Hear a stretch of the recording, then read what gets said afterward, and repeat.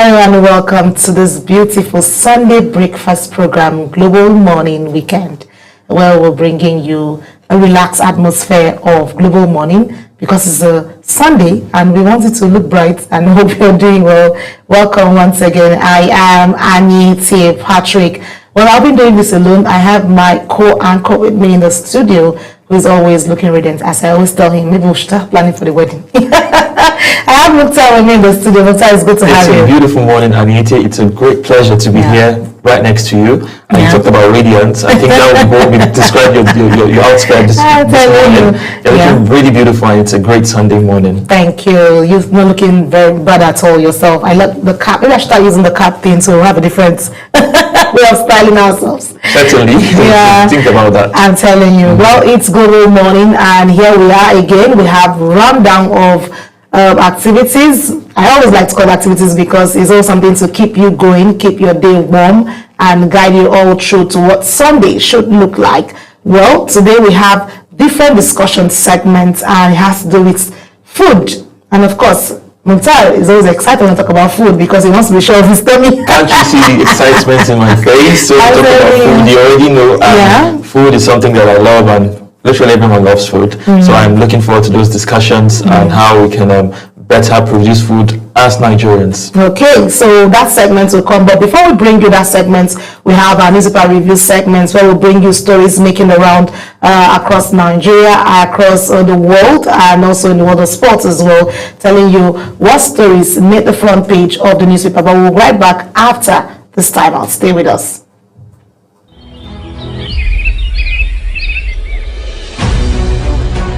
Global Morning is your top morning show here on Global Television. We bring you fresh news updates daily while delving into a variety of current affairs and topics. And at the same time, keeping you well informed about important events, both national and internationals. Global Morning serves as a valuable source of information, helping viewers like you start your day well informed. Stay connected from Monday through Sunday to a wide range of latest news making rounds on Global Morning. We're on the road to protest. And the president meets all of our demands.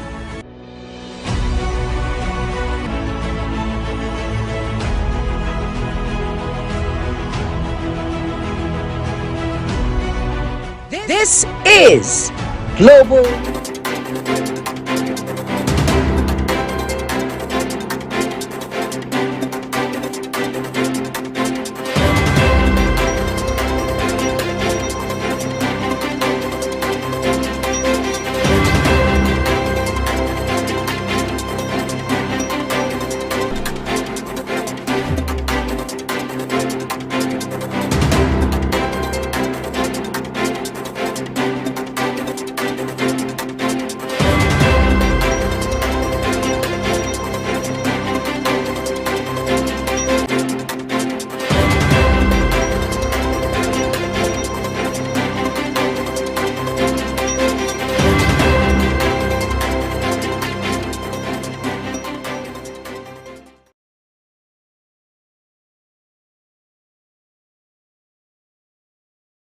Welcome back. Here we are. Let's quickly dive into the papers. We have a long rundown of papers. We have the Weekend Trust. We have This Day newspaper. We have The Nation. We have The Punch. We have Tribune newspaper and others. But let's quickly jump at the first paper right in front of us here, which is the Weekend Trust. I always like to look at this paper because we always have the infographics. And here we have our major story in the front page of the paper. There it says, questions over general elections in 2026. Always with the infographics there, you see the clock.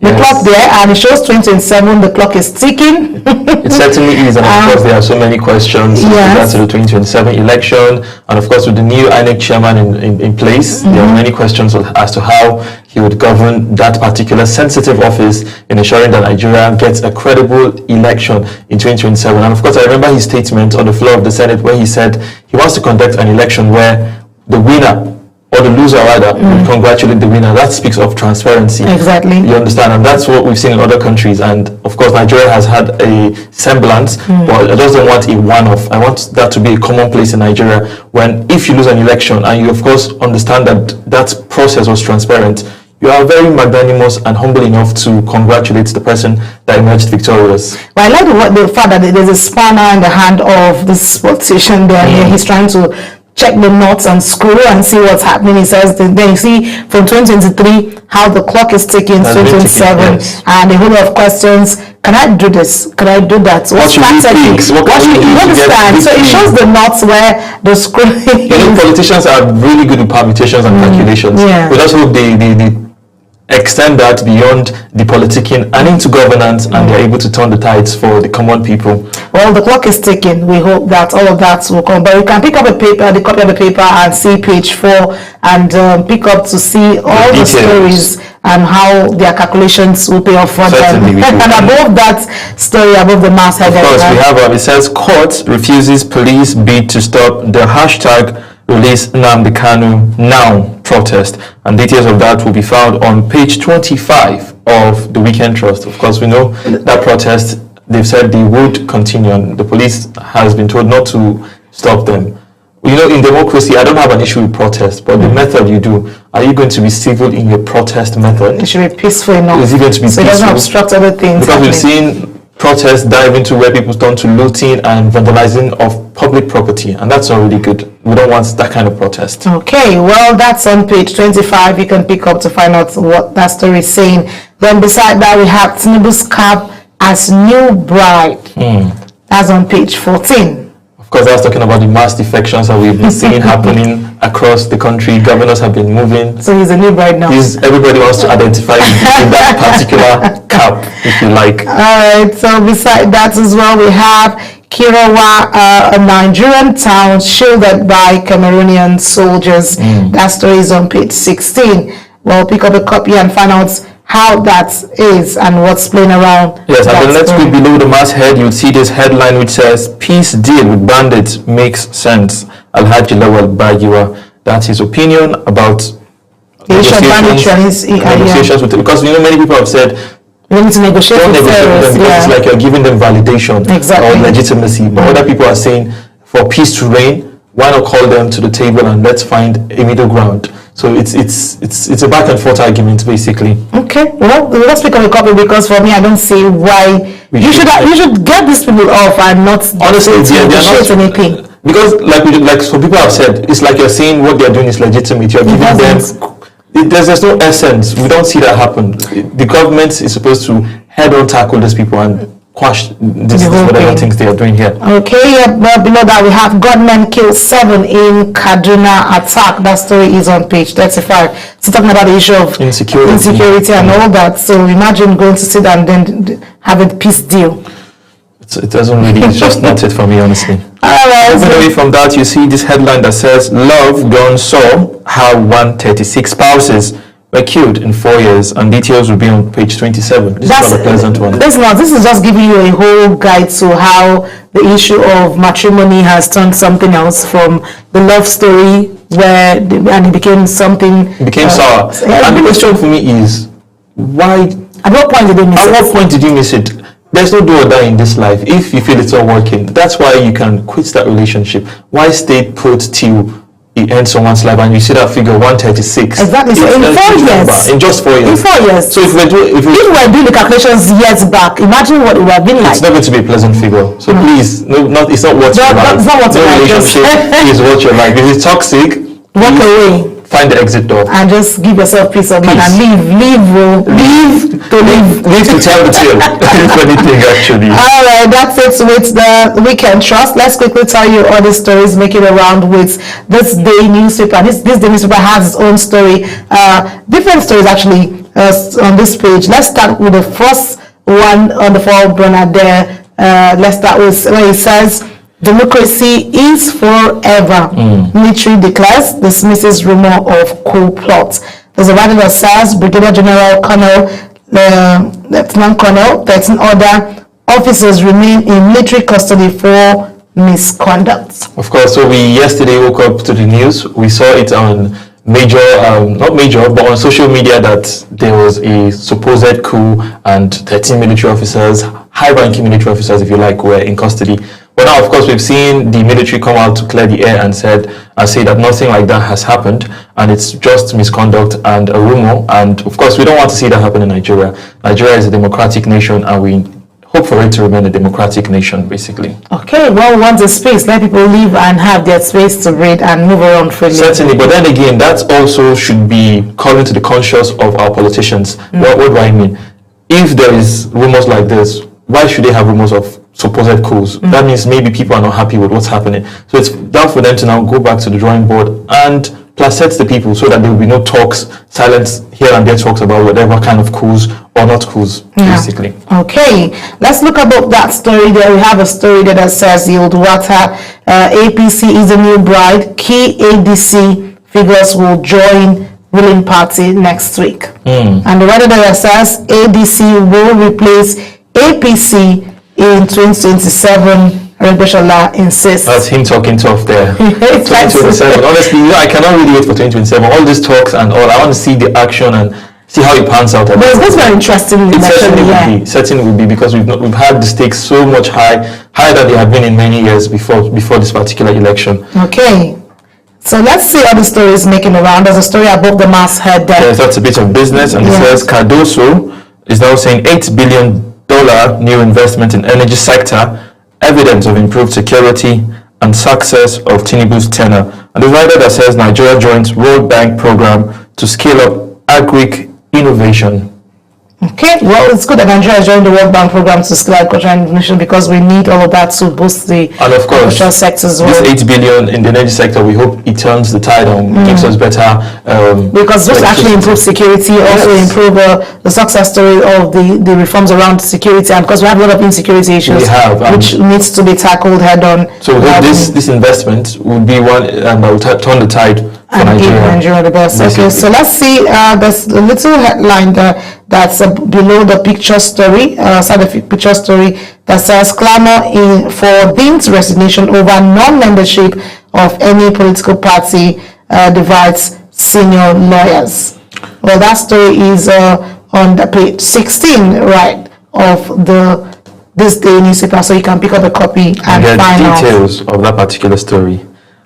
And don't forget that we also have the story that talks about family, Peter Obi, others mourn as a rise anchor, Sami Madugu is laid to rest. Finally, she's been laid to rest, and it was really heartbreaking. People, emotions were let loose because it was really a sad one to see a very vibrant young life just short because of some insecurity and stuff. But let's hope that incident never repeats itself in our history. It's a dark one for Nigeria. That's on page 6, so pick up a copy and find out. Well, that's it on this day newspaper. Let's quickly tell you other stories making around with the Nation newspaper. The Nation newspaper also has the same story around the coup, which we read to you with this day newspaper. It says, coup plot reports business, says defense headquarters, clarifies October 1st parade cancellation. That's the writer that comes there with it. We talked about that, so there's no more flog it. Yes, there's no need to flog it. So let's move above that. There's a story above the masthead there, still with Kanu's picture. Yes, Kanu says, Kanu, that's the kicker, and says, court bars Showore, orders from protesting near the Aso Rock National Assembly and others. And the kicker and the writer says, respect court order. Police tells protesters, warns against hijack. You know, that story, we already talk about it as well because it's also part of the story making around in other papers as well. So let's move away from that. And just beside that, we see something different, a bit of economy. It says Nigeria's population to hit 368.8 million by the year 2050. And that's a projection by the World Bank. Details of this story is on page 6. And of course, we know Nigeria's population has been exponentially increasing. And people have been saying, how have we utilized our population? Have we used it for, is it a benefit or the otherwise? Because we've seen countries like China, India, whose population has passed 1 billion, and those people have been able to use our population to the benefit of their populace. So we hope Nigeria will also not grow in number, but also grow in prosperity and grow in success by the year 2050, according to this projection by the World Bank. Okay. Well, let's see. Still talking about defections and the political parties. They have defections: Sani, Abbas, Yildwata, welcome thousands at Kaduna rally. That story is on page 5. I think that's what's involved. It's defection season. It's because the election is ticking and everyone wants to identify with the party. Okay. We certainly do. Okay. But then, like we always say, it's beyond political and party affiliation. It's about you putting the people first. Okay. So if you're defecting, because of interest, you should have everything. It should not be your personal interest only. Make sure you have constituents who you represent, and those people should also be factored in your defection. Okay, let's quickly take other stories. Dangote urges Nigerians to buy only made in Nigeria goods. That story is on page 9. Hope you patronize. Of course, is this not Nigerian? We are clad in 100% made in Nigeria. We're made in Nigeria. So from the attire, we should push out to other things because we're actually going to look at food, which is Nigerian products. And we'll talk about that as well in the course of our discussion segment. But let's also tell you other stories there quickly. So we have a watch of that paper. Nigeria secures $8 billion in energy investments. Economic reforms yielded visible results there. Cardoso speaking of there, and that story is with The Nation. You can pick up a copy there on page 6 to find out other stories. Most definitely. There as well. That's it with The Nation. Let's quickly take the story making the rounds with The Punch. The Punch newspaper also has its own headlines. Of course, it has the screaming headline that we've actually taken before. It says, "Coup rumors trigger public outrage," and that is page 3. Of course, people have been talking about this particular coup, and this is a replicated headline. And there is a rider that says, "DHQ dismisses reports. Nigerians back democracy. SANS ex-generals reject military rule." So I think it's a consensus that we all want democracy, but the democracy we want is one that works for the people. Okay, so let's go above that, the masthead there. We have 2027 PDP chiefs turn to coalition for help. We have APC Mox Party says PDP disorganized. That story is on page 3. It's also the build up to 2027. We know that already. That we have NYC education there. It says NYC fraud, Benin universities, Nigerian police face probe after Punch report. Well, we need to see that probe and see it conclusively, because we've had a lot of controversies in our education sector, which we do not need, especially with people from other neighboring countries. So let's see how that pans out at the end of the day. So that story is on page 10, where we need to see if those universities or those universities are actually accredited. Because at that point of NYC is actually tightening a whole lot of loose ends to see that credible universities. They sanitize those processes. For people that patronize, before you go to any university, make sure that it is accredited. There are processes that you need to check before you enroll yourself to avoid stories that touch. Exactly. All right. So still talking about, we have APC intolerance of opposition. So that's Arubushla talking there, and that story is on page 10. And then we also have the story of the Arise anchor who was buried as Obi cries insecurity. We also have My Father Predicted His Death, Umar Upai's son. That's on page 24. The recent man who passed on at the age of 80. The revered leader, and of course, he has been a man of really great height, and people have exactly. So that's one thing, to giving back to society and ensuring that you have a life. Like this, you always should leave a legacy that will outlive you. Exactly. It's not about what you do now; it's about what you do even after you're gone. How are you remembered by the things you do? So it's a call for all of us to be able to be accountable to the people and do our best while we are here. Okay, so we have other stories there making the rounds. Yeah, there's this trending video, and this is the story also confirming it. Fans rally behind actress Regina Daniels over marital crisis. That story is on page 13. I saw the video clip yesterday. I actually did see that. And I was like, what's going on? Honestly, now? Celebrities and controversies. Lots happening. They find a way to resolve their issues and move past that, because that's not what we want. It's not a pleasant one. It's not actually. We just talked about 136. People that have house, and then this is another issue. So let's hope that they resolve their differences and move past it. Then we have police activists in showdown over free Nnamdi Kanu's protest. That's the story just below the paper there, and that's it with the Punch newspaper. Let's quickly take our last paper for the day. And our last paper for the day is going to be the Sunday Tribune, and it has this major headline that says, "Election petitions, court should be stripped of powers to declare anyone winner. That is according to Yusuf Ali, SAN. And he has a writer that said, we should not give the franchise of 5 million or 10 million votes to just 3 people to overturn. And details of this particular story is on page 13 of the Sunday Tribune.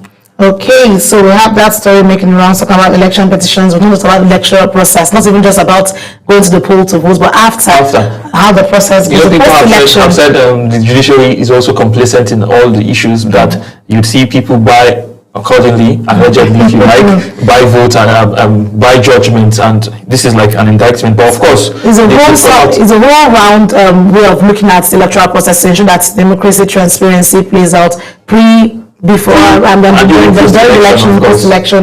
All of that is one way we can get our democracy right in place. Yeah. So above that, we also have debts, Nigeria's reputation deteriorating, discouraging foreign investors. After last speaking top there on our. Then you have a legacy as builders of men. Oyebanji praises him. We also have OBJ warns leaders against depleting resources meant for future generations. Wow. I hope they hit to that particular That's on page 4. I hope they listen. Yeah, we have a whole lot of stories making around just below the masthead there. We have social workers honor Adeleke as governor pledges more life-changing, life-enhancing projects. That story is on page 30 of that paper as well. And of course, the next headline says ADC will replace APC in 2027. That is Arigbe boasting on page 6 of the Sunday Tribune. Okay, we have Bayelsa on ease in Sylvia's camp over defection of Duri, others to APC. A lot of defection still going around. It's defection season. I hope you don't defect. Those look like transfer windows. Exactly like football. You know how it is.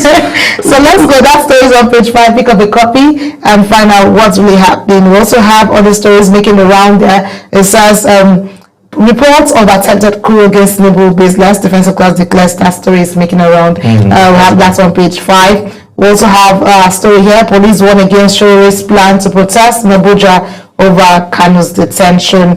Court bars protest from holding tomorrow. So that's mostly the story making around.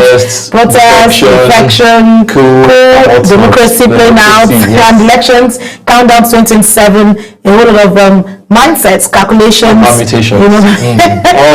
all making around there for you. And that's it. That's the much we can take on this review segment. We hope we got you informed, we got you to understand the things making around, and also prep you ahead of tomorrow, because people think the protests will hold and will be scared, but they've said protesters should obey rule of law and stay put, because that's not supposed to happen. Well, that's it on this review segment. Well, we'll get back to all the lineup on our program for today. Please stay with us, as up next will be our discussion segments. Don't go anywhere.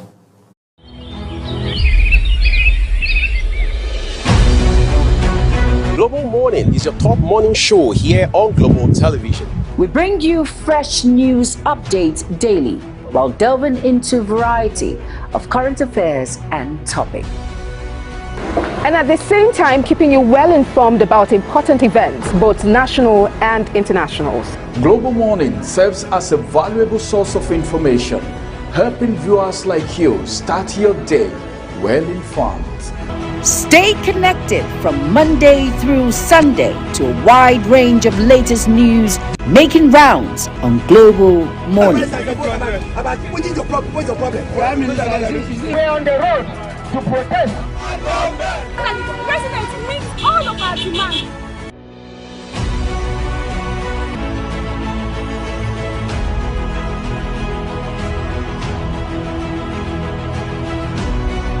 This is Global Morning.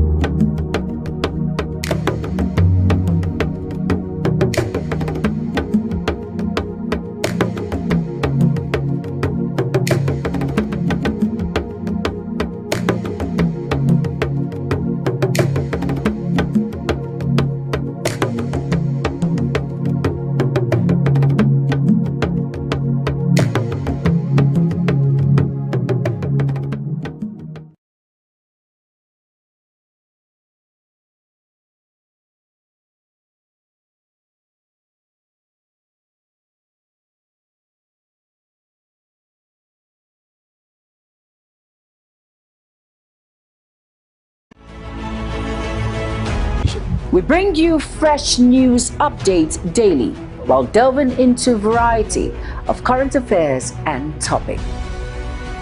And at the same time, keeping you well informed about important events, both national and international. Global Morning serves as a valuable source of information, helping viewers like you start your day well informed. Stay connected from Monday through Sunday to a wide range of latest news making rounds on Global Morning. We're on the road to protest. And the president meets all of our demands.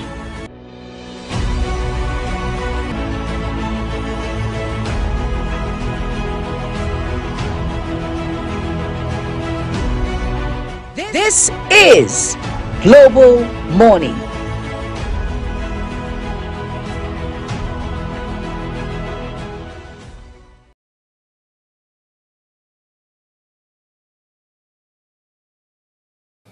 Welcome back. It's still Global Morning, and like I told you, we're going to talk about food and agricultural policies. How do we have enough food here in the country? And joining me on this particular special edition of World Food Day and Nigeria's food reality is my guest. But before that, let's tell you that we're taking a deep dive into one of the most pressing issues affecting millions of Nigerians: the high cost of food. Despite Nigeria's commitment under the Malabo Declaration to allocate at least 10% of its annual budget to agriculture and end hunger by 2025, food remains expensive and for many households increasingly unaffordable. And to help us understand why this is the case and what can be done differently, we have joining me here Mr. Azubike Nwokoye, who is the food systems specialist at Action Aid Nigeria, and he's going to jump on this. Please help me welcome my guest. It's good to have you. Thank you. Good morning, viewers. Thank you so much. Well, let's look at the basics. Let's start with the basics. Nigeria signed onto the Malabo's Declaration, which commits Africa's countries to invest at least 10% of their national budget in agriculture. Has Nigeria actually lived up to that promise with that? Yeah, Nigeria has not lived up to that because it's a commitment in terms of funding.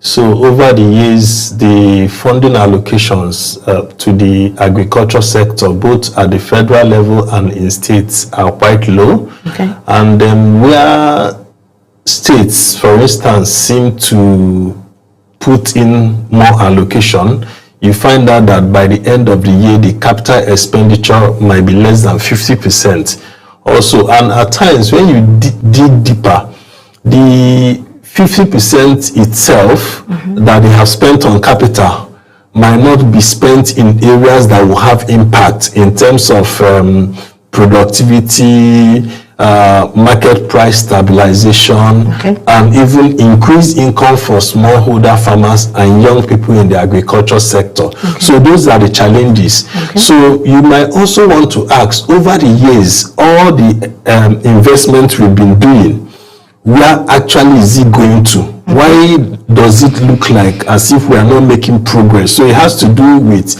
where the monies are being put. You know, you can, within your capital expenditure, you can build office headquarters, you know, furnish it is part of capital expenditure. You can buy SUVs, Hilux, and so on. It's part of capital expenditure. But if you don't spend good investment, if you don't spend it in extension services, access to credit, let's even just take access to credit in Nigeria. It's quite difficult for the smallholder farmers and young people in the agriculture sector to get simple credit. It's very difficult. And you know, in terms of business thriving, it is when business is able to access capital easily and they are able to pay. That's how you grow your business. I mean, in terms of business, stagnancy happens when a business person does not have source of capital to scale up, to expand, to innovate, and so on. And when we talk about innovation is about knowledge and resources also. So that has been the case. For this 2025, actually, because we also do a lot of political economy analysis in different areas to help the government really look at what they are doing in the agriculture sector, you know, and to advise and also model services and interventions we are doing across Nigeria, because we actually have footprints across almost every state in Nigeria. The agriculture sector itself, 2025 allocations across all the states and the federal level put together is about 4.96%. Okay, great. So meaning that it is about, let's say, 5% of the Maputo declaration commitment. And you know, early this year, I mean, by end of this year, Malabo declaration is ending. We are moving to Kampala. Okay. In fact, the Kampala declaration has been launched early in the year, signed off by heads of government. And this time around, we are not looking at only allocations, we are also looking at expenditure, which is important, because you can allocate and you don't spend. It doesn't make sense. It won't get you anywhere. So when we look at what the states are, you know, in fact, for last year, just as an example, some states, in terms of the capital expenditure, they were doing as low as 10%. Okay. Some states were doing 30-something, some were doing 50. Okay. So then we look at even those that did up to 80-something% of capital expenditure. You start asking, where did they spend this money on?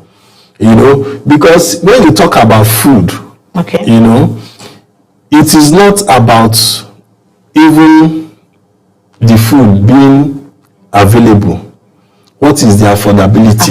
So now, what Nigerians are actually dealing with is affordability. Not the cost, because they can actually have the food on there, but assessing it and also getting it to be on the table. Because some people just do one meal because they cannot afford to buy based on the price and how it is. And you can see the new poverty rate number released by the World Bank. You know, for me, from what we know from communities, it is more than that figure. Okay. You know, in terms of there are a lot of issues in terms of how we manage our situation in the country, in terms of what kind of investments should come and where they are going to. Okay, let's look at Nigeria's agricultural budget. Nigeria's agricultural budget has constantly fallen short of 10% targets. If you look at that, over the past few years, allocations have been have hovered between 1.3% and 3.8%, depending on the year. For you who was working on the grassroots, because you work with those farmers closely, you understand the community level, how has the budget even helped them, the smallholder farmers themselves? So it comes to when I said where is the money being spent? So let me say, some years ago we did a community participatory assessment on government expenditure on access to financial services, access to credit, and we developed community scorecards. We were looking at investment from the central bank on different agricultural facilities that were supposed to provide loans. Some of those investments were actually designed for smallholder farmers. So, but we looked at it, and over the years, the government itself, from the CBN record, have spent billions as interventions to smallholder farmers. But if you get to the communities during that process, you're not seeing any smallholder farmer that said, I received this loan. You know, meaning that the microfinance banks were also diverting the money to families, personal use, and other big businesses. So you find out that we are dealing with a lot of inequality, elite capture. You know, and if we are dealing with inequitable access to resources, poverty will keep on growing. It will keep growing. Because what is happening in Nigeria is, for instance, if our GDP is growing and poverty is growing, then there's a problem. There's a problem with strategy, there's a problem with targeting. There's also a problem with the type of economic analysis and economic advice we are taking. Take, for instance, You can be spending money on infrastructure. You can pour billions of dollars on infrastructure, and your infrastructure could be elitist. Okay. You understand? Yeah. So let me give you a simple example. There are governments that are building airports. Sure. You know, what is the average price of a flight ticket now? Very above 100. If you want to do a return ticket, you are doing from 200 or thereabouts, some 400. So who can afford that? So those are, so you can also build. I think about a year ago or so, in Asokoro, I saw that some roads were being scraped and being redone, and there was nothing bad with those roads. You understand? Yeah. So those are some, you can call it elitist infrastructure. Okay. So for people like me, I believe that the government should stop spending anything on infrastructure for the moment and pause. Okay. Because people need to be alive to be able to use this infrastructure. Okay. You know, so it will, there are expenses and investment government will continue doing. You know, the divide between the poor and the rich will continue to widen. You know, so for that access to credit, for instance, we discovered that it was actually the big farmers, former governors, former senators, retired generals, and so on. They were getting good moratorium. But you know that they also have the big farms. Some of them have these farms, so that's why most times they want to get it to also facilitate. Yeah, so that is why we are saying your investment could be elitist. It will not reduce poverty. If you're not strategic, if you're not, you know, it's about equity access. It's about redistributing resources, and you need to do it strategically. If you want your population to grow, you need to do some certain investments. On August 22nd, we had a national policy forum, for instance, on school feeding program, on institutionalizing school feeding program. Because, for instance, if you're talking about social safety net, school feeding program is one of the strategies to invest in human capital development. Okay. You know, and as a country, if you don't do that, in the nearest future, you'll be losing a lot of money, because it means that the children of the poor and vulnerable keep staying hungry. Apart from staying hungry, it means that they couldn't go to school. If you take away a meal from a family that is poor, you have done a lot. You keep the children in school, they learn. You know, their cognitive ability will improve. You will have entrepreneurs and innovators for the future. You know, so these are conversations we need to have. There is an urgent need for us to reflect on our approach to poverty reduction and poverty eradication. Well, I hope that this whole information, which you're dishing out as an expert who understands the poverty line from the elites and the smallholder farmers, will actually come out to play. Because let's look at this on the funding has direct consequences, just like you mentioned: limited support for smallholder farmers, poor access to credit, inadequate irrigation infrastructure, and insufficient investment in research and extension services, all of which affects food production and supply. Because speaking to, even though we've seen several agricultural policies and initiatives, like I mentioned earlier, food prices still remain high. And we keep asking the question, why is it? Because we are at a World Food Day event organized by your organization, and then we looked at the poverty line, which is there for farmers and also the elites and the government policies put in place. And we had farmers who have said, for instance, they have the livestock, poultry, and the cost of buying feeds. You know, you look at, are you getting enough for yourself, or you're spending and getting nothing? I've done poultry before. I know what it means. I think I had to stop because I couldn't constantly stay on that, knowing that it was so much to get their feeds. And don't forget, these birds from the tender age, from day one, as the time I buy, I think it was 1,000, I can't remember right now, but the person said, the farmer said she buys 2,000, almost 3,000. So compare the cost of buying a day-old chick, and then you need to nurture it. There will be debt, of course, in the cost, and then you have to also get it to the point and then sell. So how would they manage, looking at not enough access to credit? What do you think should be the solutions to all of this resolve? Because I don't know how. I'm still thinking in my head, because I've done fishery, I've done poultry. And I know what it was like for me. Basically, it was just feeds and access to credits, just like you mentioned. So what should be the way forward for you? The cost of production is quite high. And what we are recommending is agroecology, whereby we support farmers and communities to be able to a very high extent, produce their own inputs. You know, we are able to train them to be able to do their own compost themselves, eliminating the cost of external input, fertilizer, for instance, chemical fertilizer. So that is a sustainable way. Apart from the fact that chemical fertilizer is also not healthy for the soil. It's not. You know, when they are able to do their compost, their own manure and so on, they are able to, produce. You know, so there are also natural ways that they are being trained to also do feed. You know, there are some innovations that are also ongoing. For instance, there are those that are multiplying maggots also to be able to provide feed for fish and so on. So what we are also saying is that a lot of investments should go into agroecology. As Action Aid Nigeria, we had a project running since 2023, the Strategic Partnership for Agroecology and Climate Justice in Nigeria.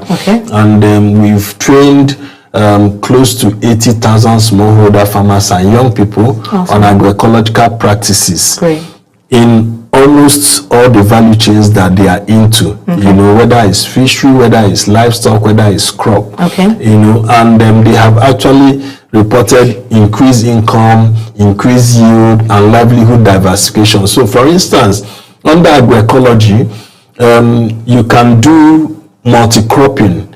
You use some other crop to do nitrogen fixation. You use some other crops to control pests and diseases, you know. So, for instance, in a land, when you are harvesting tomato, before you finish harvesting, you harvest groundnut. Before you finish, you understand. So, it helps, and you can do it in a small portion of land also. You know, even the sack farming is part of agroecology. Some of them are using it to deal with insecurity. So instead of going far, they farm in sacks. You know, there is how it's arranged. You have enough space. So we are doing a lot of that, and that's one of the areas we are telling government to really invest in terms of reducing the cost of production and producing food sustainably. And also, Nigeria loses about, like a lot of 30 to 40% of its food production as well, which is the consumer itself. Yes, so even agroecology makes the life shelf of produce last longer. You know, then over the years our export has been rejected on cowpea and so on because of pesticide residue. In agroecology, you do natural pesticides, so there are no issues with residue. So these are practices that if we focus on, we are going to even, apart from what we are consuming being healthy here, we will also be able to export easily. And they are priced higher, you know, even in the international market. So we have a lot of opportunities within us as a country. It's for the right investments to go into the right places. Because talking about the losses, storage facilities is also a concern, which also affects post-production, because you go through the stress, you plant, you harvest, but before you get from where you get from the farm to this, and then when you cannot sell off all to the consumers, you need to store. How do we look at issues of storage facilities to also ensure that there's enough? I think recently the Honorable Minister designed a program for reducing post-harvest losses, which is very important, because if you actually look at our post-harvest losses, it's about 3.5 trillion naira annually. That's, average, because it's more than that when you look at it being more than 50% at times in some cases. You know, and if you take that figure and you divide it across the CSAs and the FCT, that's about 94.5 billion per state. No state puts as much as that into the agriculture sector.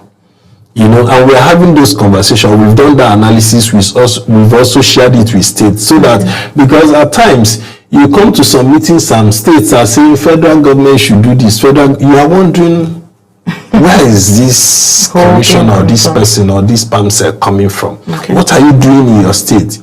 And funny enough, if you look at in terms of the FAC allocation itself, after the removal of the fuel subsidy, states have more money. So they need to invest in it.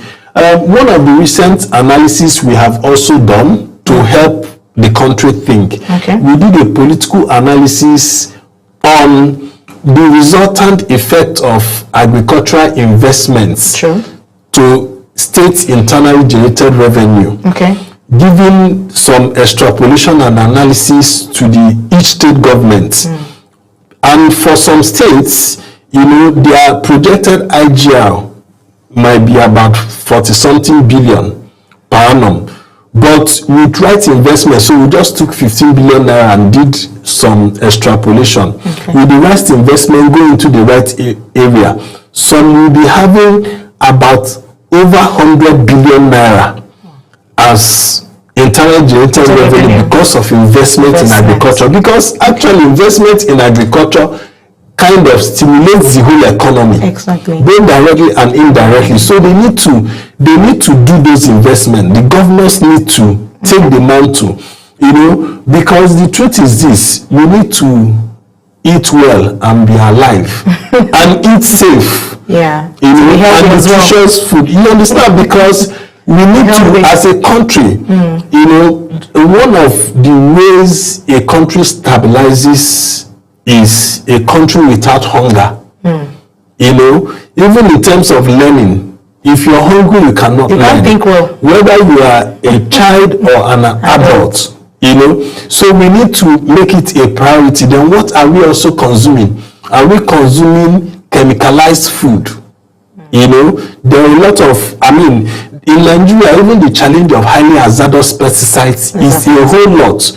And it's good under the Action Alliance Against Pesticides in Nigeria, which we are part of, led by Henry Stephen. At least we are getting good attention now currently from the National Assembly on dealing with highly hazardous pesticides, because almost more than 50% of highly hazardous pesticides that are banned in Europe and in Nigeria, and it's not helping us at all. And it's not helping. So families are okay. So for instance, you would have heard some years ago they said cows drank in certain river and died. And so they are highly hazardous pesticides. Communities have also died. Farmers have died, and it's as bad as some of the impute dealers don't even know what they are selling. And if you get to some communities, you'll be shocked that it was the can of the pesticide that was used, that was washed and used for drinking in the farm. And those pesticides are highly hazardous. They will not go off like that, So there are a lot of things we need to deal with in the agriculture sector. Okay. So in terms of investment, we need to do targeted investments. Okay. One thing that is also happening, the ministries of agriculture, both at the federal and states, they are not receiving timely releases of funding, especially in the capital component of agriculture. It is only the capital component of agriculture that can touch the lives of citizens. You can't be supporting farmers with inputs and then when planting season has passed. So what should they do with it? So there are a lot of issues. It's just like at times during dry season, when they start doing dry season inputs. Some of the inputs, you need to train farmers to be able to use it. Like for instance, if you're sharing early maturing seeds and early maturing livestock, if they don't have adequate extension services, you've also indirectly wasted our commonwealth. Exactly. So you can spend and you waste it because of lack of planning and lack of knowing what you want to do and being strategic. Well, just like you mentioned, there's a whole lot around government's interventions and how, but for me, I'm looking at the impact, just like you've listed and talked about how all of this can be put to place to ensure that there's food security and food safety. Well, we always mark the World Food Day globally every year. We look at it, but we're reflecting on the progress and in achieving this food security. How would you assess food situation today in Nigeria? Just like we said, there's food, but affordability is one challenge. And from when we look at Action Aid from your press conference at the World Food Day, you had your call to action by the government. You looked at urgently convening the National Poverty Summit to harmonize fragmented policies into a single binding national action plan for food security and poverty eradication. That's one focus you're looking at. Let me just list it two, and then you just flow with me. We have prioritized increased investment, which we've been speaking about in agriculture, particularly in agroecology, looking at the climate resilience practices that support for food. And also smallholder farmers, especially women, because women tend to have a lot of, you see smallholder women go to their farms, do a lot, but they still have issues to assessing and how governments should look at ensuring they are safe. But you touched a bit of insecurity. That's my focus, where you have prioritizing the safety and protection of farmers, ensuring that farmlands are free from banditry, insurgency, and communal clash. That's one thing that's actually affected our farming and also bringing of food to people's table. So how do we look at that aspect? So what government has done in the past is bringing in the agro rangers to support with farm protection and so on. But you know, the challenge we have with that is the number of agro rangers. How equipped are they? Mm-hmm. So that funding needs to, everything is about putting money. You know, putting money in the right place at the right time. Sure. You know, what kind of equipment do they have? What kind of intelligence? What kind of training? What kind of facility? How are they doing that? Are they using enough technology to also innovate and so on? You know, the world has advanced. You can use a lot of innovation. When you don't have a lot of manpower, you use a lot of technology, you use drones, there are drones that even scare people, there are drones that can shoot tear gas, there are drones that can destabilize. So what are we doing with all those technology? Our spending on security is massive, but we have no results. So we need to ask ourselves questions. We need to really convene this national summit to really look at questions, to really reflect as a country. What are we doing wrong? Why is all this investment? No, because like I said, you know, we can spend a lot, you know, but it will be subject to elite capture. Some elites are waiting. You know, when you're designing, they are strategizing on how to get theirs. You know, it's just like when I talked about the access to credit. When we assessed Bank of Agriculture, it showed that Bank of Agriculture needed recapitalization because many of the loans they had given out years past were not paid back. And because they weren't paid back because of a lot of political interference, where the governor of a state will call the ED of the bank then and say, give money to this group. And it will be the political party supporters. So when they receive such money, it's national cake. They are not farmers. They will invest it in farms. Some will marry more wives. Some will use it and is their largesse. So at the end of the day, the bank didn't have more money to lend to the real farmers. So that was where we also recommended recapitalization that we have been pushing. Good thing that even this year the president now approved 1.5 trillion naira into the recapitalization of Bank of Agriculture. But we are also pushing that money should be released totally.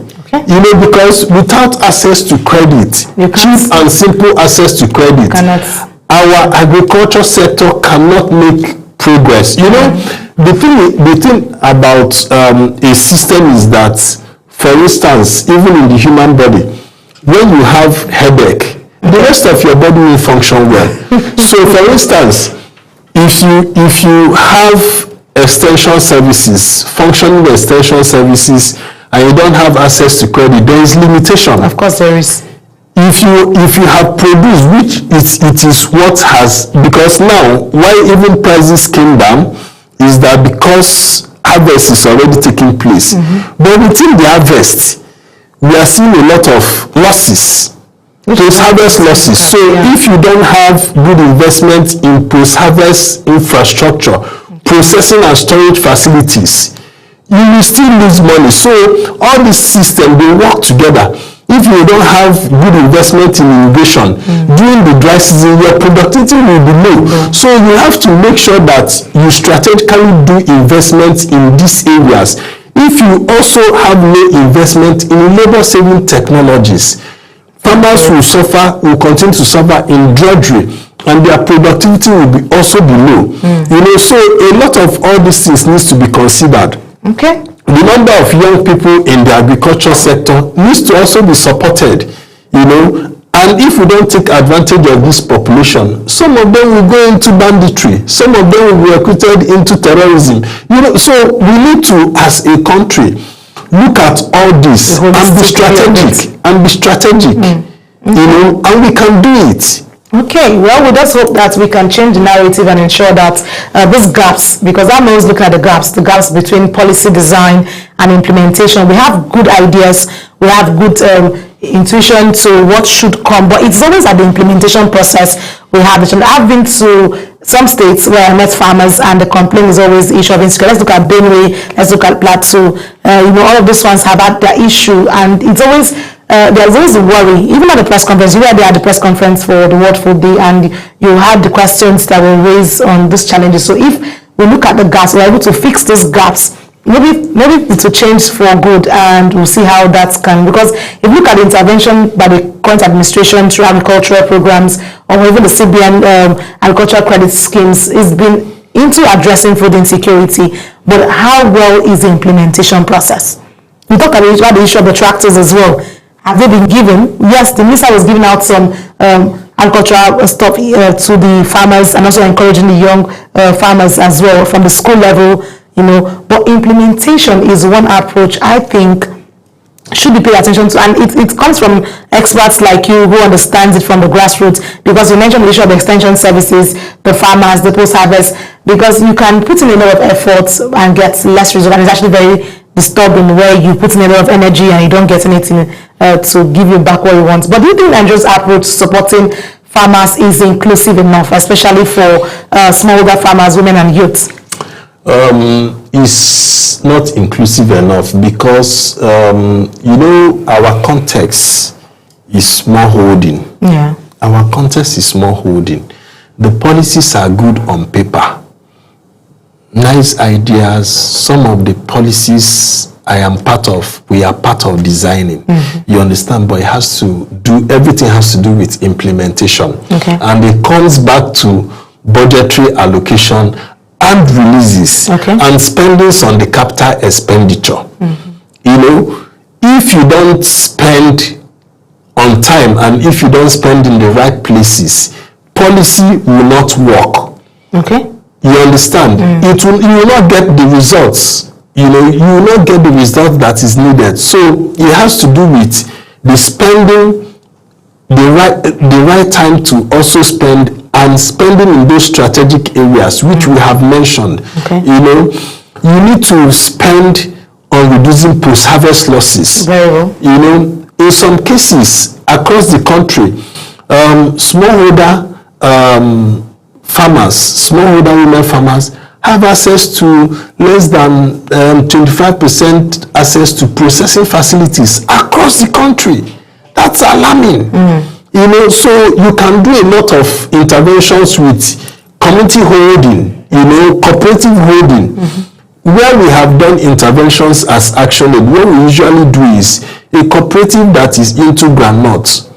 We give them groundnut processing facility, based into rice, and most times with the right training and right intervention, they manage that, they upscale, they expand their productivity. Okay. And they sustain it, they own it. It's their business, they run it and make sure that, they start, before they start putting other equipment into place to upgrade. Okay. And that's what we need to see. So budget releases is important. For us as Action Aid, Mr. President himself needs to, and the state governors, they need to take charge of the agriculture sector. Okay. It is not about there are a lot of commitments. But let's see the commitment from the president with total releases of funds for the capital. Let's see the commitment from the governors with total releases of funds to the agriculture sector in these key areas. The key areas on access to credit. Access to credit is very important. Simplified model of credit, single interest rate. For women and young people especially. Reducing post-harvest losses. Investing in labor-saving technologies. Most times it is not even in tractors. It will be in power tillers and other simple mechanization. Like harvesters and so on. There are simple equipment. Not the tractors that comes. Yeah, because the tractor, there will be a lot of challenges with even maintenance. At times when you go around the states at the agricultural development program and in some ministry of agriculture, you see tractors. Some of them are looking brand new, showing you that maybe they operated it once or twice and it broke down. And the cost of fixing it also that needs to be considered. So more simple implements can be invested in. Well, I like the fact that you looked at all of that thing, but let's also look at one focus which your organization looked at Action Aid with part of your call for action: strengthen social protection systems, which is that provides sustainable support for families, ensuring that no Nigeria is left behind in the fight against hunger and poverty. A lot of people tend to go home, go to bed hungry because no food. Some people have the food, but the habit to even cook it and make it the real food is always a problem. But you've also called for the social protection system to provide sustainable support for families. So can you just wash us through that? So when we talk about social protection, it's about looking at the most poor and vulnerable. So it has to do with things around conditional cash transfer. Oh, great. Who are you transferring the money to for feeding? You understand? Social protection is also about investing in school feeding program, which I gave example of. You understand? So what kind of interventions are you doing? How are you targeting the poor and vulnerable? Like I said, you can do an intervention and it is received by party loyalists. True. It doesn't get the I have seen a situation whereby fertilizers were brought, and it was the party people that brought the fertilizers, including those that were not farmers, and they take it to the open market and they sell it and put the money in their pocket. Then, this waste of our commonwealth. If we are designing program, because as a country, what we are trying to do is the less people you have, that are poor, the more crime rate will reduce. Many young people are recruited as bandits and terrorists because they were idle and because they were in poverty. Because some of them are being recruited that they will get monthly stipend and they will jump on it. They will jump on it because they are guaranteed most times even 3 square meals. So something you've not been saying before. You're offered, why not? You drop it. So we need to look at all these things, that they are all interconnected. Are we looking at the interconnectedness of all this gamut of issues? What do we need to do as a country to change it? It has to come with a lot of political will. If Mr. President decides today that agriculture sector, I'm going to release this amount to the agriculture sector, I want results and give a matching order.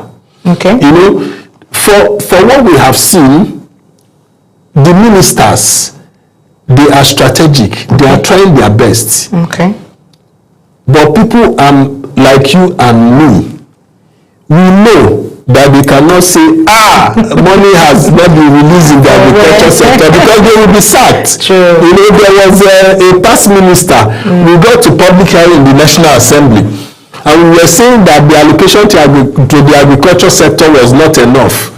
And when he was speaking, he said, no, the money is enough. And we started laughing. You know why? Because he was trying to protect his job. Of course. You know, but we need to be able to speak truth to power. You know, so the president needs to release money to the agriculture sector. Okay. Capital expenditure should be 100%. And moreover, when you even look at it, logically, if you have a situation whereby your annual budget, the recurrent that pays staff salaries, allowances, and entitlement is done 100%. Okay. And the capital component does only 30 or 40 in a year.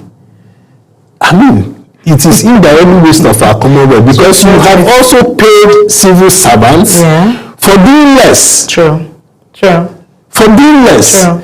You know, and it means that we will continue in a cycle of, in a cycle of challenges. Back and forth. You know, so, but we need to be strategic about these things. We need to be committed to it. We need to be deliberate and make sure that these investments go into the right places and on time. Okay. And on time. And total release of the capital is important. Allocations need to be increased. Total releases need to happen. Okay, so I like in the capital component. I like the fact that you're looking at all of those things, but I'm looking at the mechanism for accountability.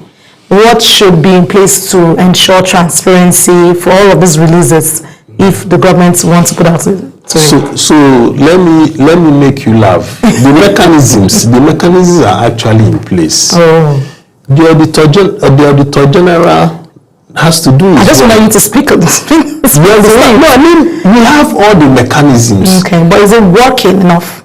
So it is the working now that is the issue. You understand?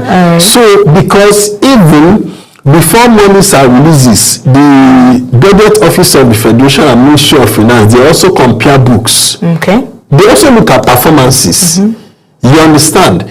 So the thing is this: we have to be committed at all levels to deliver. Okay.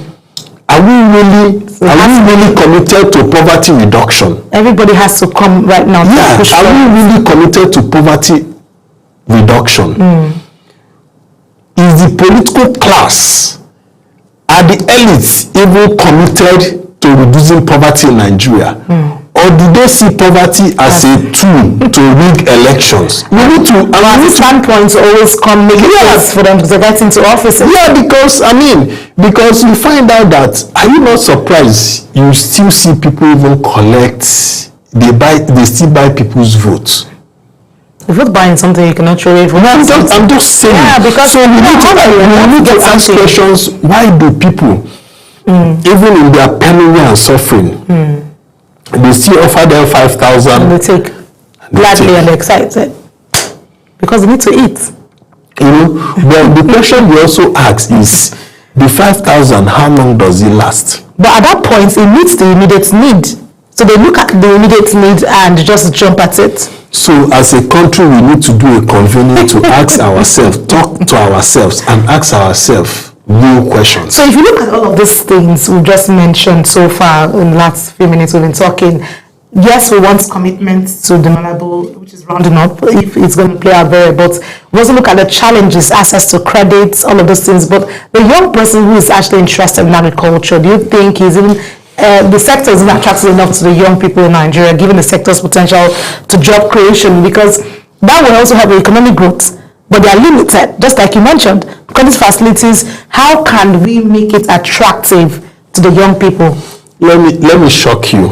You know, years pass, we will always see that young people are not interested in agriculture. They are interested. No, I mean, like a general statement. Okay. So, ActionAid, within this year, we decided to also build a component of supporting young people in agriculture. Okay. Deliberate one in terms of even organizing them as a movement and so on. You know, we did that with small-scale women farmers on mission in Nigeria, and they have come to stay. Now, smallholder women farmers have voices. They have platforms across the states and the FCT and the national level. They have over 2 million members across Nigeria, all the states and the FCT. So we started engaging and mobilizing young people, trying to get to young people that are already in agriculture. These are not young people that we are trying to tell agriculture is attractive. No. Okay.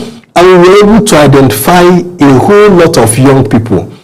And we supported them, we have facilitated their formation. They are called young farmers in Nigeria. You would have started seeing some of them. Yes, I have. You know, they are doing a lot of innovations already. Okay. Some of them are producing their own feeds for poultry. Good. Some are producing worms for fishery. They are innovating. They are a lot. So they are an opportunity to tap into. Okay.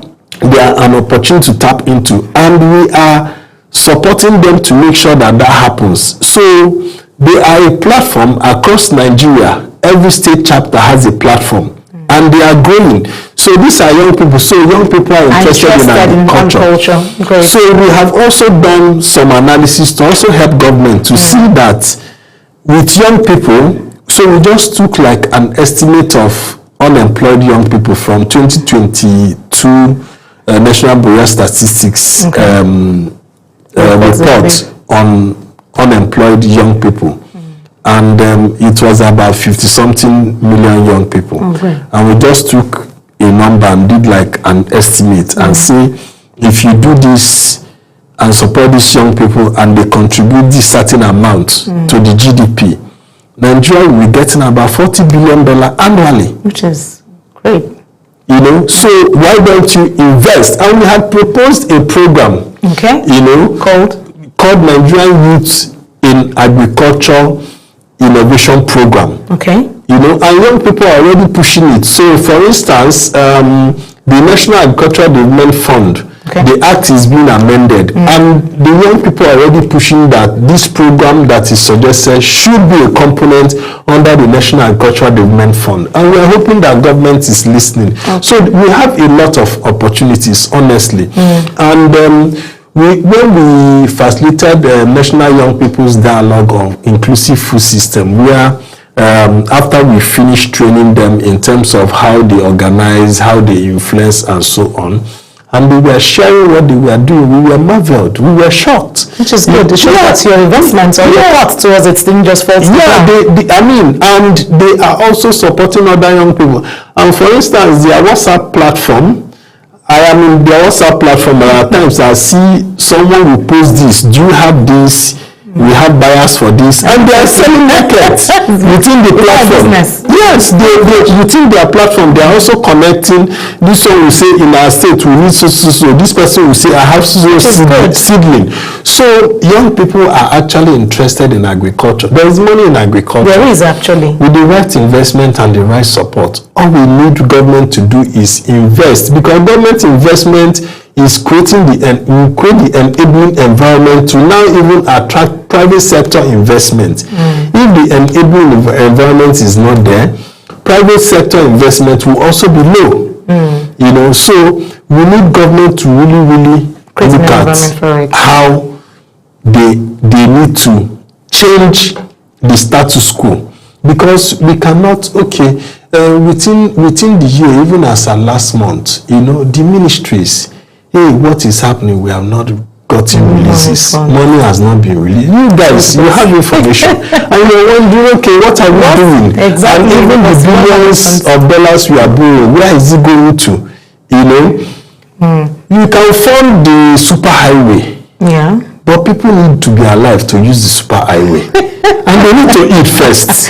Anyway, like I said, it's all about food. Thank you so much. That's quite an insightful conversation. You've actually given us a lot. Nigeria's food crisis is not just about production, but also about policy, coordination, and also investment. And you've actually given us a guide to how all of this can come to play if Nigeria would be a food secure nation. And we hope the authorities jump into this particular demands and your ideas, or action its idea to ensure that Nigeria is food secured, not just ensuring that it's World Food Day every year, but let's get the right things in the right track so we get there. Thank you so much, Ezekiel Okoye, for sharing your expertise with us today. We look forward to having a conversation and bringing you up to speed. Well, I want to say thank you so much, everyone, for listening and for joining us this World Food Day special edition. Remember that achieving food is the way. Food satisfaction, food on the table of everyone is one way Nigeria can be stable. Because if you don't eat, how would you think? How would you even move forward to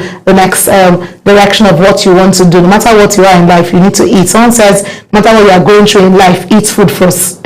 So let's try and eat. Let's try and ensure that we have enough food on tables of Nigerians to get the world going. Thank you so much. Up next is our other section. Please stay with us. What is your problem? What's your problem? We're on the road to protest. And the president meets all of our demands.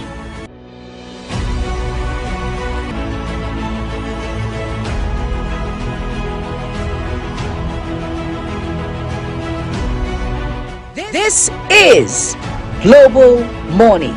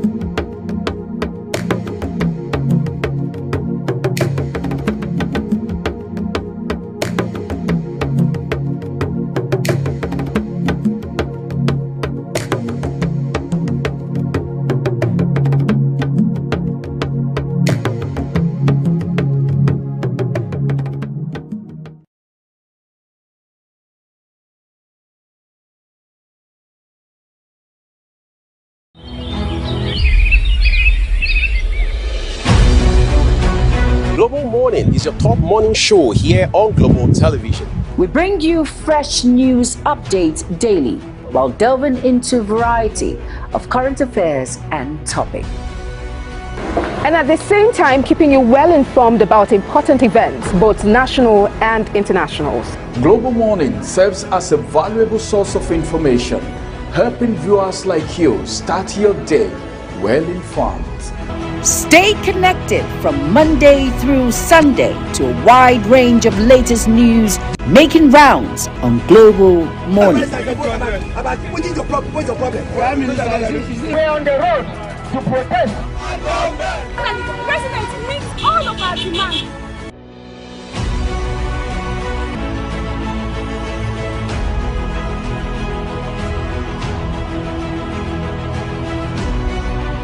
This is Global Morning.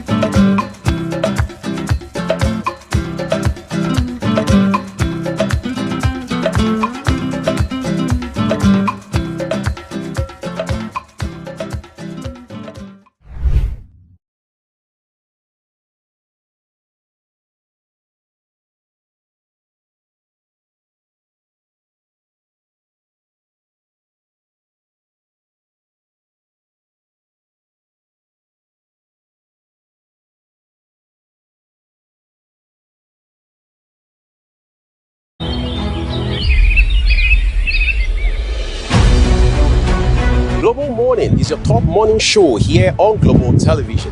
We bring you fresh news updates daily while delving into a variety of current affairs and topics. And at the same time, keeping you well informed about important events, both national and internationals. Global Morning serves as a valuable source of information, helping viewers like you start your day well informed. Stay connected from Monday through Sunday to a wide range of latest news making rounds on Global Morning. What's your problem? We're on the road to protest. And the president meets all of our demands.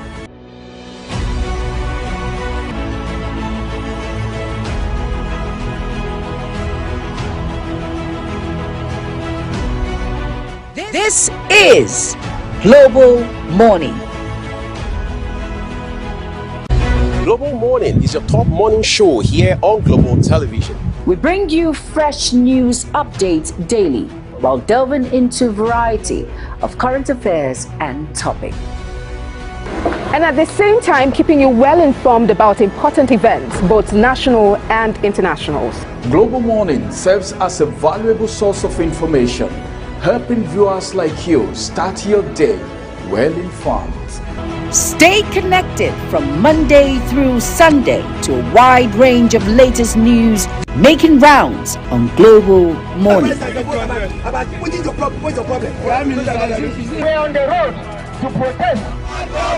And the president meets all of our demands.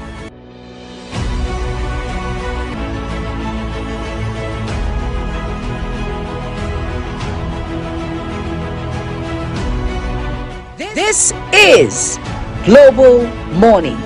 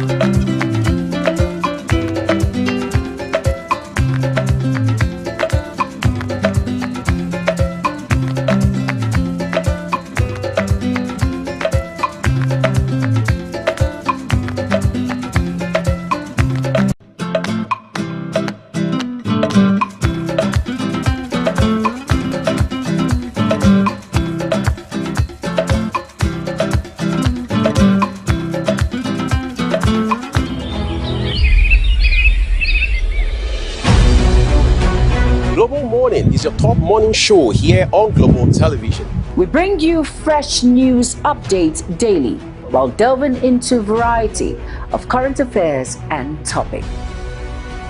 And at the same time, keeping you well informed about important events, both national and internationals. Global Morning serves as a valuable source of information, helping viewers like you start your day well informed.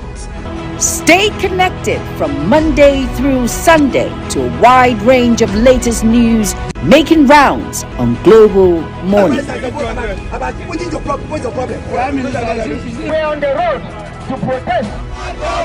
And the president meets all of our demands.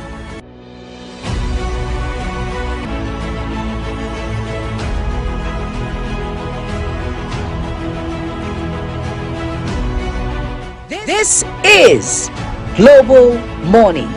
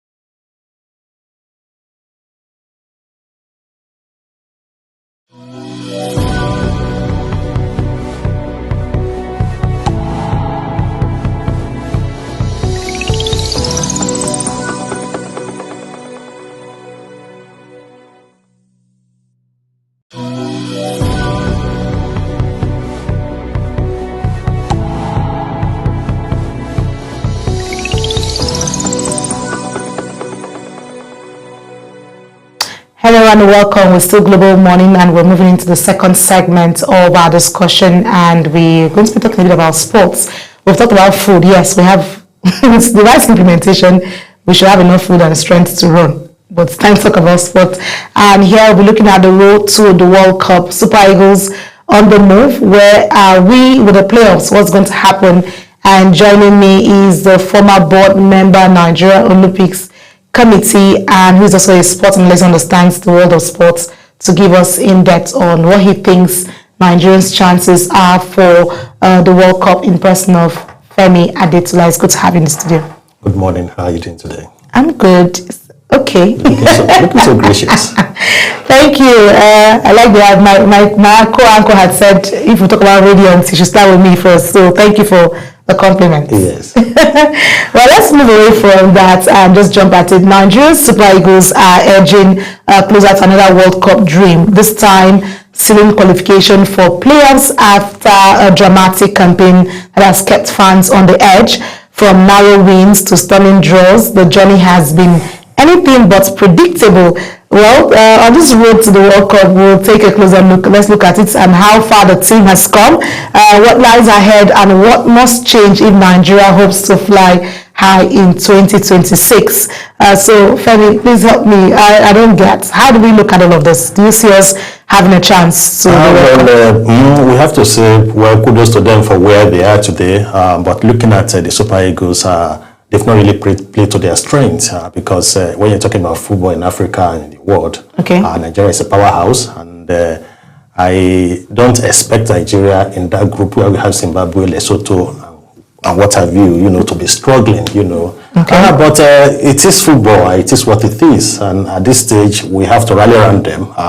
Now they have another chance to qualify for the World Cup, and as it is, they have Gabon to contend with. From there, thanks to FIFA, they have given us a good ranking, jumping to 41st in the world. So that gives us a little edge. If we can beat Gabon, then we meet either Cameroon or DR Congo. Then here we are.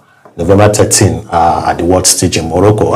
With that, if we can skate through Africa, I'm sure we will get to the World Cup. But this is not what Nigeria desire. And I like the fact that you looked at it because Nigeria's qualification for the playoffs came after a 10 series of matches with fans often questioning teams' form and consistency. So for you, you just said it now, it is not what Nigeria is supposed to look at. Not what Nigeria is supposed to be at the moment. It's not what we should, in my own word, but I'm not saying this, at this point, we don't have a choice. But this is where we are, this is what we have to work with. But how would you assess the Super Eagles' journey so far? Because it is not what we're supposed to be looking at as a nation, Nigeria. Well, the journey has not been pleasant at all. Looking at, we had three coaches between the qualification series, you understand. Because we went to the Nations Cup, we came second. Look at what Pasero did at the Nations Cup. And then we started complaining. Pasero left. He built a team around himself. Okay. Then Finidi came in. Yeah. From Finidi, we were up there. We now came down before this man, that just came in. And I think his role coming in has been good because he has played 6 matches so far, winning 2 and winning 4 and drawing 2. Okay. If we have allowed Pasero, you understand, maybe we will not be where we are today. Okay. If Finidi has not come in, or if Finidi has done what is expected, True. maybe we'll have been better where we are today. If the players has been serious, because I think this is their business. You are in your office now. This is your office. Sure. What they are doing is their office. They should take what they are doing very seriously.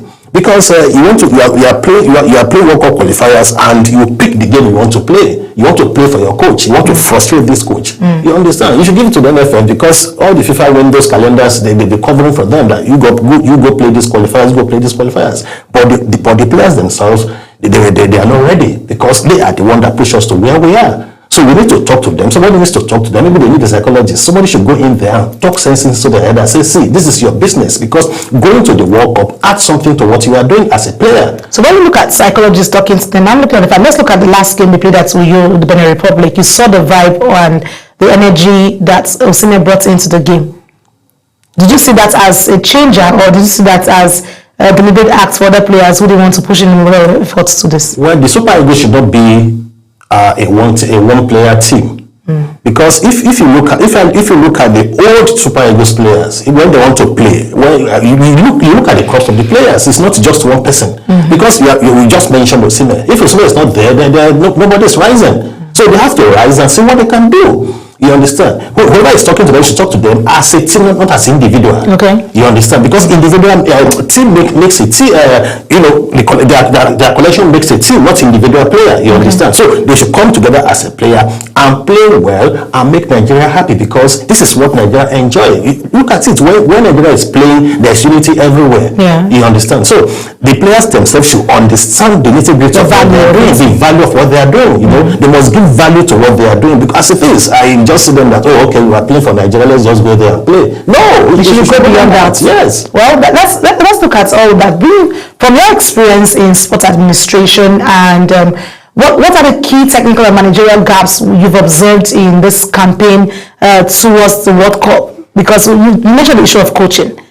You mentioned, look at the Benin Republic team that came to play us. It was our former coach, General, that brought this team. I don't want to single out anybody. Because when you look at it, it's from the NFF to the coaches and the players. I don't want to single out anybody because when you go to your office, you have a target goal. Okay. And when you're given a goal, it's just for you to achieve it. You understand? But one thing I think we do in Nigeria is we listen a lot to a lot of people. Okay. You understand? The timing of Pasero and Finidi George was very faulty. Okay. You don't wait for such. If Pasero wants to go after the Nations Cup, allow him to go. You understand? But look at what happened. Pasero left, then now brought in Finidi. The tempo dropped. You understand? At a point, nobody was ready to coach Nigeria. So I don't know who talked to Eric and say, okay, just go and see what you can do. The man came and said, okay, let me come and try my best. But he has tried. You understand? So, as it is now, either we qualify, I pray we qualify. Either we qualify or not, they should allow Eric to continue because we have a Nations Cup in December. But that should be the same thing. Looking at the Ghana team, the Ghana team had their coach playing and he qualified them and he has also qualified them again for the World Cup. It shows that sustainability has played out for him. Consistency has also played out for him. So, that means we're saying it is high time for NFF, our administration of football, to look at consistency and also putting us in the front burner and not always one step forward, one step backward. That is it, because you mentioned the General. General left Nigeria, went to Benin. You understand? It was, I'm a Nigerian, quite alright, but it was painful looking at him losing 4-0 that evening, because he tried, he won away, he defeated Nigeria away. Yeah. You understand? So it's a slap on us for Benin to beat us. And who is beating us, Genetron? Exactly. Because he understands the technicality of Nigeria, the other World Cup, 2 games to go, even when we lost 3 points. You understand? But we allow it to go because we brought in unnecessary politics into what we are doing. When you want to do a game of football, don't bring your politics. If you want to play your politics outside there, let us focus on this football, because football makes people happy in Nigeria. One very important factor that keeps us as one, just like you say, love goes around when Nigerians are playing. But let's look at the issues around. Some fans have argued that the team lacks the kind of fighting spirit we used to see in the past generation. Just like you mentioned, do you think the motivation and leadership are the issues within the current squad? Is it the leadership issue or is it something different? You have to look at the foundation, because look at the Golden Eaglet now. Yeah. Look at the way they are crumbling. If not qualify for, we used to do very well. Qualify for the World Cup. You understand? So from Golden Eaglet to Flying Eagles under 23. So the foundation is shaky now. It's faulty. If you look at that team, I think Chukwueze and Osimhen are the only one from that team, that Amunike's team, yes, that are still there. Then how do you look at the nucleus of the players that you invite to the national team? Because they are scattered everywhere. But before now, when you look at the leagues, top leagues out there in Europe, you see Nigerian players up there. But where are our players playing now? Where are they playing now? So it is high time we sit down, look at our league very critically. The league is trying quite alright, but look at our league critically. Let a player in the league play for 1, 2, 3, 4, 5 seasons. The year Enyimba won the league, won the Champions League, you know, the players have been playing for seasons together. But this season you see a player play for Remo Stars, before you know he has jumped to Benin Republic or to Rwanda to go and play football. Did they play football in Rwanda?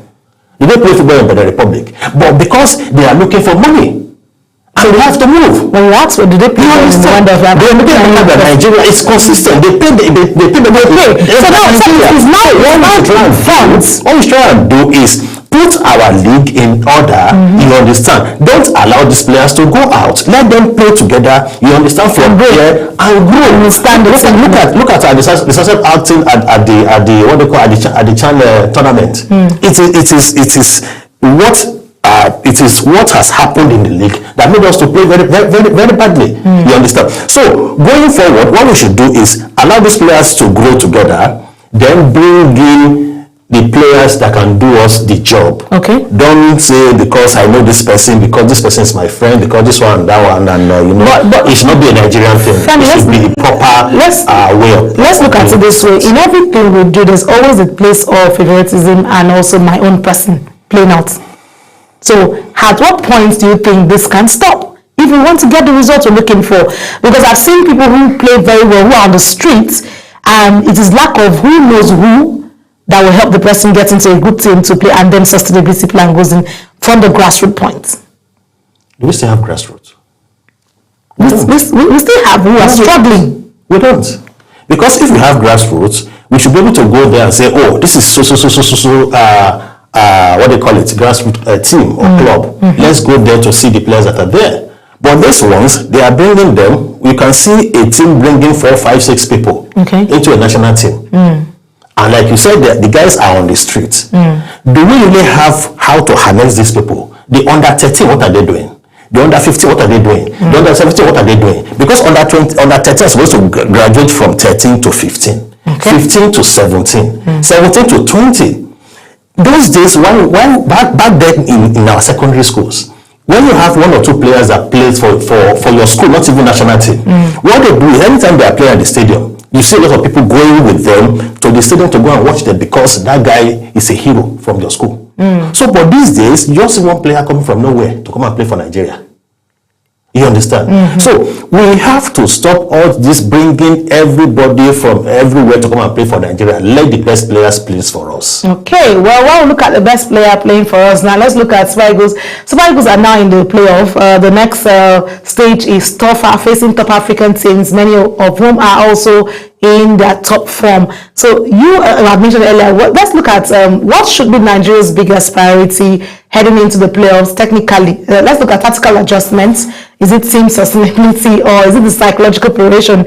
Just like you mentioned, that maybe they need to talk to them because they're meeting tougher people. The first one should be psychological, because you need to talk to them to let them understand that, see, this stage we are is just for you to win. Okay. When you win, you progress. You understand? If you don't win, you go back home. So as it is now, going to November 13 in Morocco, it is already established we are playing Gabon. And Gabon is coming to Aubameyang. Now, who is having yellow card in that team? You understand? How prepared are these players? What are you telling them? All these things you have to take into cognizance. You understand? Because it's going to be a game of mind. Okay. You understand? As we go into Morocco. Okay. Well, since it's going to be a game of mind as we go into Morocco, let's look at, we've seen surprises in the past campaigns like Team Ghana, Morocco and Senegal as strong contenders. How can Nigeria avoid falling short this time around? Because surprises always come up. Nothing should stop Nigeria from qualifying for the World Cup at this stage, because the support they've gotten since they won the 4-0. 4-0 in Rio is something that should ginger them, to push us to the World Cup. Okay. From the MSC to the NFF to Nigeria as a whole. Yes. Whatever things we can do on the field of play, so it's for them to do we it. must do it. Okay. You understand, to make Nigeria qualify, at least to pick that slot from Nigeria. It's just for us to surpass Gabon. When we surpass Gabon, then we look at what we can do next. Okay. Well, let's look beyond just qualification. Nigerian football continues to grapple with issues of funding, youth development, and domestic league qualification. Just like you said earlier about the qualification, what lessons should the Nigerian Football Federation draw from this campaign in terms of long-term planning for the sport itself? When you look at the long-term planning for sport or for football in Nigeria, by next year, it's going to be another campaign year for the NFF. Yeah. You understand? Then we begin to look at what has Guzo done in 4 years. Yeah. Should he continue or not? Then tomorrow morning somebody will wake up and say, oh, he's an Hausa man. He has done 4 years. Let him go. A Yoruba man should come. So that's when the sentiments come. Sentiments come to play. This man has done well. Let him continue. Where he needs support, let's support him. You understand? People have complained about one of two of his committees, which I agree with. I don't want to mention committees now. But when you want to put your committees together, look at who can work. You understand? Because in terms of marketing, they need money.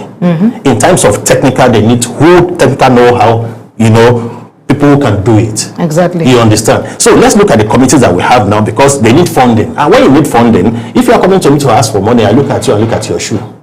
Why do people always look at shoes? I look at what comes out of your mouth. You understand? Because if you are coming to me, you have to dress well, you have to speak well, your appearance speaks well. You have to speak well and make me understand why I have to give you my money. Exactly. When you are coming to me, you are just bringing a paper to say, okay, you're from NFF and so, to come and do what?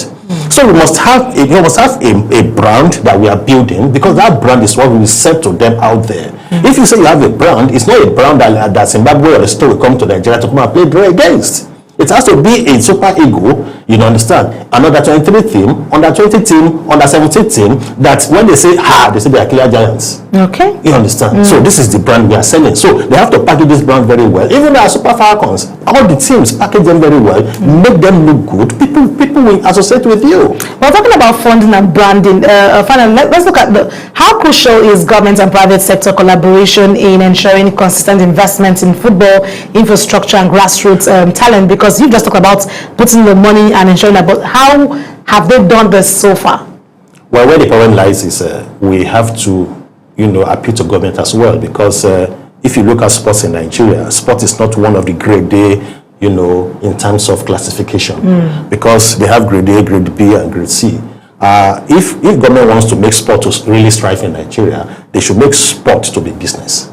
But that's actually a business right now. No. Is that not to that point yet? No. In Nigeria today, sport is still recreation. Really? When you're talking about sports development and what have you, go to Morocco, you see that is where sport is flourishing. Okay. You understand? So we should try and see what we can do to get to the level of Morocco, get to the level of South Africa. Some years ago, what is the name of this president of SAFA? He said he came to Nigeria to study our Nigerian league. But 10 years after, we were going to South Africa to go and study their league. Now what has happened? Where is the missing link? So it means we have to sit down, lay our bed very well, sleep on it, and wake up and wear our thinking cap and say, we want to make sports to be business, because sports is everything. It's life, it's education, it's tourism, it's dance, and everything. So the moment you put all these things together, all these components, what we are looking at, we get it. It's not a football that you say, it's one governor that is sponsoring this team. No, let's copy the private sectors who has invested their money in football in Nigeria and other sports. So these are what can make sports to thrive in Nigeria and become a big business. Well, while we're looking at sports thriving in Nigeria and doing best, we just hope, just like you mentioned, that the Super Eagles will give Nigeria the needed excitement. They must. It is not a must. It's a must. We are going to Mexico, Canada, and USA.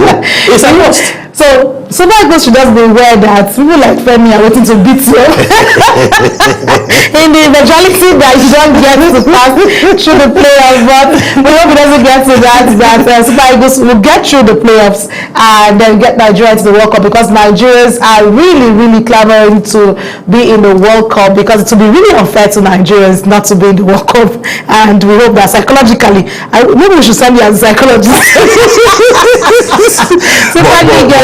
But Anette, on a more serious note, it will be so painful, for some of us, because when you do the business of sports, there are some major championships that people like us really need to, get into and see what we can do, because these are times where one can, sit down and do some business and make money. Okay. But when you sit down at home, your country, the other countries are playing, you are back home. How do you do the business? How do you feel? How do you do the business? You can't do the business of sports. I know we have the population that will actually get to the World Cup and generate more fun for FIFA, and then we have money. It's not even about FIFA, but about for us as a nation. We also expose the nation to other countries who don't even know about. But they watch the other Nigeria. Exactly.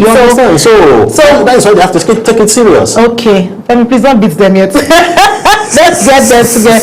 Please, Super Eagles, make sure that we wish you all the best. We hope that you do better and then you make Nigeria proud as always, as you always. But let's move away from the Super Eagles and all the battles around them getting to qualify for the World Cup. Let's see the ANCA Zone 3 games. Is one game. The NSC and NOC have congratulated Team Nigeria over outstanding performance in Burkina Faso. There, well, we have as Nigeria ends competition with 16 gold medals, 3 silver and 1 bronze medal there. The leadership of the National Sports Commission, NSC, and the Nigerian Olympic Committee have congratulated the country's athletes following their outstanding performance at the ANOCA Zone 3 games in Burkina Faso there. Well, after 5 days of fierce competitions in 4 sports, badminton, taekwondo, weightlifting, and wrestling, Team Nigeria dominated the entire sport by winning a total of 16 gold medals, 3 silver and 2 bronze. The DG of the NSC, Bukola Olopade, commended the athletes for always putting the country first by competing with focus, discipline, and determination. Well, this is his words. He said, "I want to salute Nigerians, every one of them, including the coaches, for putting aside every challenge to achieve this great feat of 14 gold medals." He also wants to assure them that the country is proud of them and their labor of love is highly recognized and will not be taken for granted. Well, this is Shodiko. Under Shodiko's administration, we've seen that a lot of sports has come to play. A lot of innovations have also come from the grassroots. I know you asked about the grassroots, but look at what Nigeria has done there in Burkina Faso. For you, what's your take basically about this? Well, we have to congratulate these athletes that went to Ouagadougou, to do us proud, because it's not easy to compete. And the NOC for for this feat. Anoka Association of National Olympic Committee, Zone 3, trying to see what they can do at this zone, understand, to bring competitiveness into what they are doing. Because most times we have to ask that, must it be every 4 years of African Games before they do some things? But now they have created the Zone 3 games, and Nigeria has gone there to win this medal. It's good to see these faces on the screen. But I'm thinking Mr. President will look at them as well. The other championship that the LSC have put together, I was largely part of arm wrestling here. We did karate in Abuja here, and other events that has happened. So I think they are trying to see what they can do, to support all these federations, so that at least the athletes can be in top shape as we look forward to the Commonwealth Games next year. Well, while we're looking forward ahead of that Commonwealth Games, let's see other things happening in the world of sport, because we know that, like you said, sports brings us together. But let's look at the inclusiveness of sports as well, where we have the 2025 powerlifting championship, where Folashade Oluwafemi Ayo sets a new African and world record with 86 kilogram double gold swoop there. Well, Nigeria's powerlifting queen Folashade has once again written her name in the annals of greatness after setting a new African and world record at the 2025 World Powerlifting Championship in Cairo, Egypt. The four-time world champion stunned spectators when she lifted a massive 168 kg in the women's over 86 kg category, breaking her own previous world record and securing double the gold in both the total lift and best lift events. But the Nigerian star, who also won gold at the Paris 2024 Paralympic Games, has now extended her world title streak to 4 and continues to raise the bar for excellence in sports. In a tightly contested field, when June of China claimed the silver medal with a 157 kg total, while Nicole of Iran settled for bronze there. Well, reacting to her record-breaking feat, and later Oluwafemi Ayo expressed gratitude to her coaches, teammates, and Weightlifting Federation and the Nigerian Sports Commission for their support. I have a concern here. Yes, Folashade has always been doing this. It is not the first time she's winning this. But let's look at continuity and growth and sustainability for powerlifting. If she gets to leave the stage at some point, what happens to powerlifting? At times we joke a lot, and when we go to all these championships, we say, no, we know say para go do it. You understand? We go to the Olympics, you see them, para do it. You understand? So that's the way we put our hope to go? We should not put our hope alone in Paralympics. I will come back to your question. Exactly. Because the regular Olympics, at times when we go there, we just go and come back. Go shy of. You understand? So, and as you lay your bed, you sleep on. Not that the federation are not doing well, but they are not doing enough. They have to do more. Now to Folashade cannot stop. He cannot stop winning. Okay. He's been there. She's been there. So she understands. You understand? She understands the terrain. But what I expect that federation PCM to do now is to look for replacements for Folashade. There should be some people to understand the Folashade, so that when she's no more there, because what we're talking about is about age. You understand? Okay. At a point she will not be able to lift again. You understand? So this should cut across every of our federations and sports. Okay. You understand? You don't have to wait for her, to dwindle before you start looking for who to take over from her. Because what we'll do is we'll use these athletes from now till when Jesus Christ comes, and when you can lift again. Why are you we'll start insulting them. No, not to insult them. Okay. We should appreciate what they have done over time, but we should be, should be ahead of them, you understand, to look for who replaces them.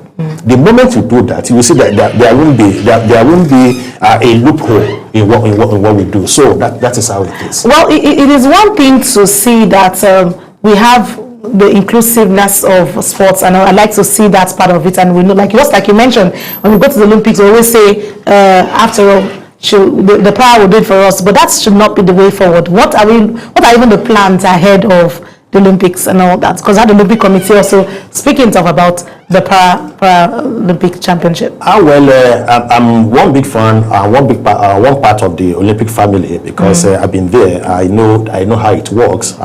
these athletes, the top athletes, they get grants from Olympics Committee and they get grants from ANOCA. And these grants are being staggered over 4 years.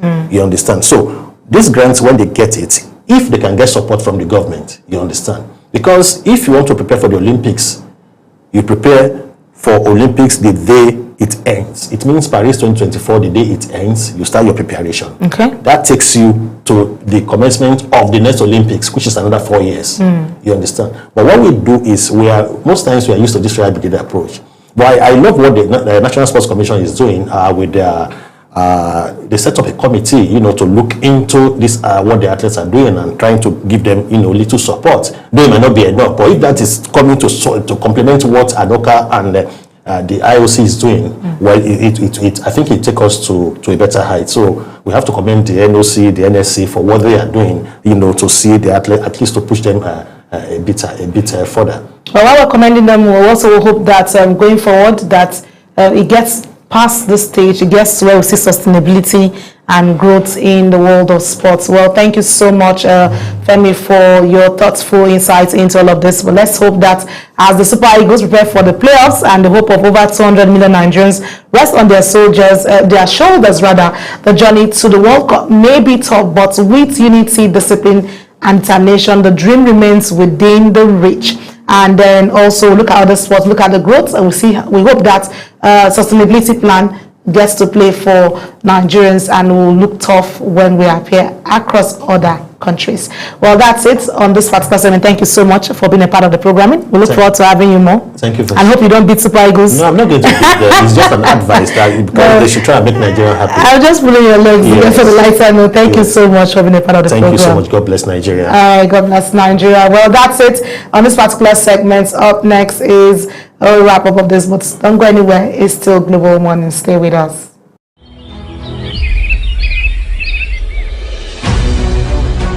Global Morning is your top morning show here on Global Television. We bring you fresh news updates daily while delving into a variety of current affairs and topics. And at the same time, keeping you well informed about important events, both national and international. Global Morning serves as a valuable source of information, helping viewers like you start your day well informed. Stay connected from Monday through Sunday to a wide range of latest news making rounds on Global Morning. What is your problem? What's your problem? We're on the road to protest.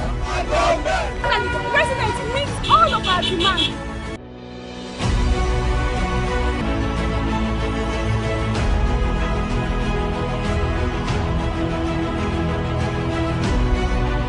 This is Global Morning.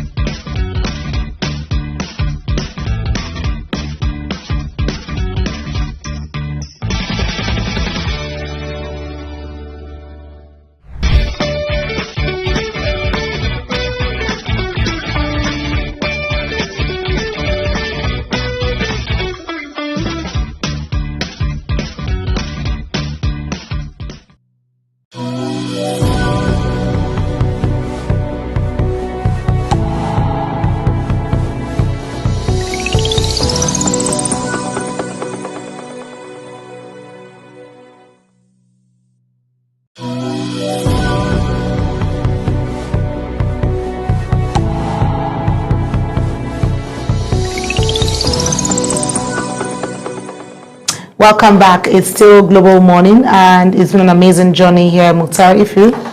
It certainly has been, and I was on the sidelines. Those conversations were really insightful, exciting, especially when it comes to sports. But then, one particular area of interest was the food aspect. I know. Because you know I who I am already as a foodie, and of course, I hope the recommendations the experts made, because he seems to know his game. I hope the government will take it and implement them, and it's going to help our nation become food secure, because Nigeria cannot become whatever it is that it wants to become if it's a hungry nation. Exactly. No hungry nation has become a developed nation. So we have to tackle the issue of food insecurity and make Nigeria food secure. And of course, with the Super Eagles and the World Cup, we are two steps away.